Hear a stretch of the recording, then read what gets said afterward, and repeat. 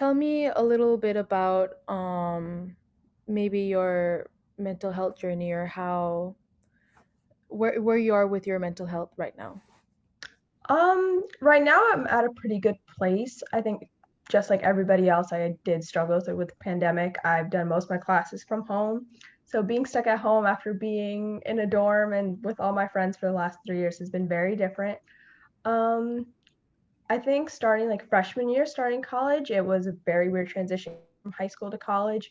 I don't think I took my mental health as seriously as I should. I let a lot of other people's problems influence me, and I think that's a general problem with women in general. Like, we have a hard time saying no, and we always want to help everyone else. We don't want anyone going through what we went through.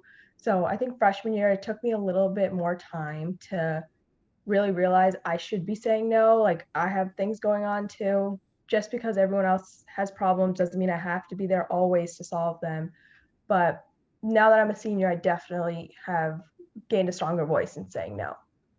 Can you name any specific instances, or could you give me specific examples, maybe from your past experiences that maybe led you to advocating for yourself more? So I think the main one will be freshman year. I had a friend, like it was someone who I was dating, who had pretty serious mental health issues, very depressed, wasn't fitting in very well. I'm a complete opposite. Like, I'm a very big people person. Like, I was finding different friend groups very quickly. I had another friend from my hometown too, who was at the same school as I was. She was relying on me as like her core friend. He was relying on me as his core friend, pretty much. Mhm. Both of them were definitely going through pretty like tough mental health issues because they weren't finding friends, so they were pretty depressed, missing home. um my ex-boyfriend, he was actually, I think he was like on the verge of like losing it, so I really did advocate for him to go see somebody. Didn't listen, of course. It's like, no, it's not that big of a deal. So of course, like, I became their therapist, and they were both friends with each other too, so it was a whole mess. And it affected my grades because I was trying to be there for them as much as possible, because if they're not going to a therapist, they need someone to be their outlet. So I obviously wasn't going to run away.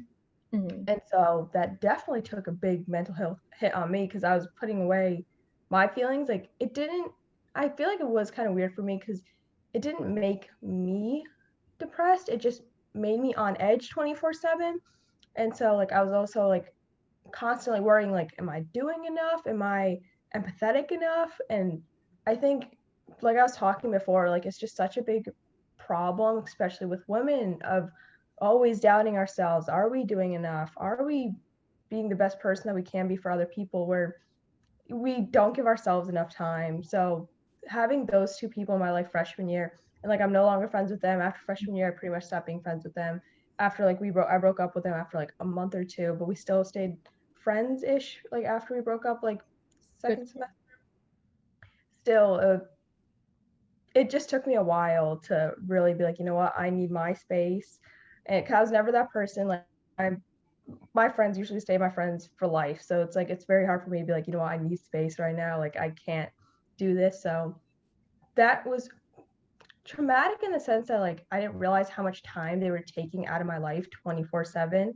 Mhm. And I think of myself as a pretty strong person, like, mentally, but just because I wasn't breaking down, just because I wasn't crying or anything, I realized, like, looking back now, like, I wasn't good. Like, I was just stressed 24/7. Like, I was showing it so differently. Like, I'm not a crier. Like, I wasn't crying to my friends or anything. I was just constantly just stressed for these people.